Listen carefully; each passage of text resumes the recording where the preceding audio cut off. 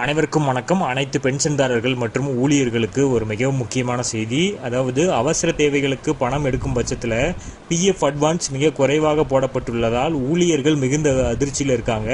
So இதற்கு EPFO தரப்பிலிருந்து காரணத்தையும் கூறியிருக்காங்க. அது என்ன தகவல், அதை பற்றின முழு விவரம் என்ன எல்லாமே இந்த வீடியோவில் பார்க்கலாம். ஸோ ஸ்கிப் பண்ணாமல் கடைசி வரைக்கும் பாருங்கள். நம்ம சேனலை சப்ஸ்கிரைப் பண்ணாதவங்க பண்ணி வச்சுக்கோங்க. நம்ம சேனலில் சென்ட்ரல் மற்றும் ஸ்டேட் கவர்மெண்ட் சம்பந்தமான ஆல் அப்டேட்ஸ் போட்டுருவோம்.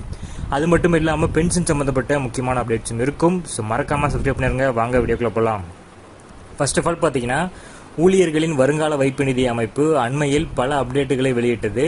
அதில் ஊழியர்கள் விரும்பும் தொகையினை ஏடிஎம் மூலம் எடுத்துக்கொள்ளலாம் என அறிவித்தது. ஆனால் பிஎஃப் அட்வான்ஸுக்கு விண்ணப்பிக்கும் ஊழியர்களுக்கு அவர்கள் எதிர்பார்க்கும் தொகையை இபிஎஃப்ஓ செலுத்துவதில்லை. பல அப்டேட்டுகளை மாதம் அறிவிக்கும் இபிஎஃப்ஓ இக்கட்டான சூழலுக்கு, அதுவும் மருத்துவ செலவிற்காக பிஎஃப் அட்வான்ஸுக்கு விண்ணப்பிக்கும் போது அக்கௌண்டில் இருக்கும் தொகையை விட மிக குறைவாகவே செலுத்தப்படுகிறது. ஸோ இபிஎஃப்ஓவின் இந்த நடவடிக்கை ஊழியர்களின் பலருக்கு புரியாத புதிராக இருக்கிறது. இருப்பினும் இதற்கான பல காரணங்கள் அடிப்படையில் சுட்டிக்காட்டப்பட்டிருக்காங்க.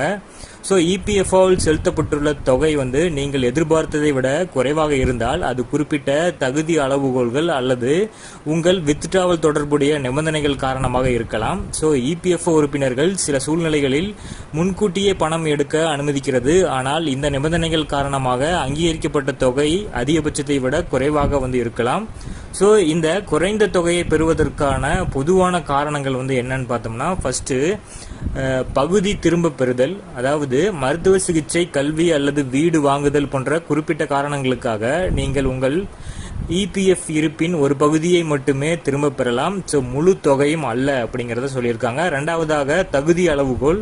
நீங்கள் திரும்ப பெறக்கூடிய தொகை பெரும்பாலும் திரும்ப பெறுவதற்கான குறிப்பிட்ட காரணத்துடன் இணைக்கப்பட்டுள்ளது. ஸோ திரும்ப பெறும் தொகை தகுதியான அளவுகோலின் அடிப்படையில் கணக்கிடப்படுகிறது.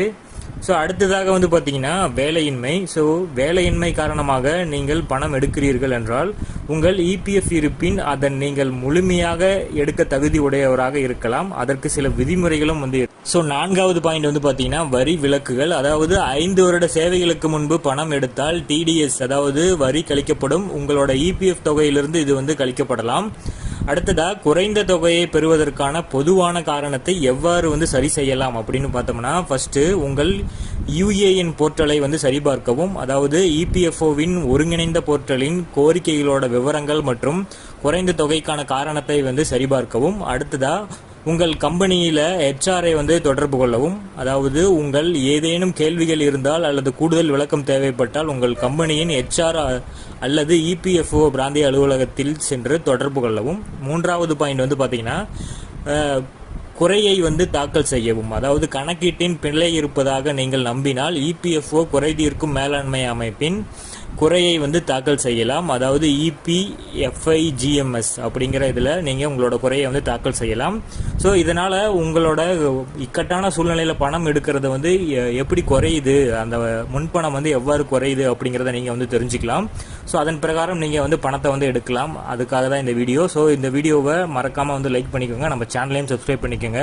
நம்ம சேனலில் சென்ட்ரல் மற்றும் ஸ்டேட் கவர்மெண்ட் சம்பந்தமான ஆல் அப்டேட்ஸ் போடுவோம். ஸோ மறக்காமல் சப்ஸ்கிரைப் பண்ணி வச்சுக்கோங்க. தேங்க்யூ.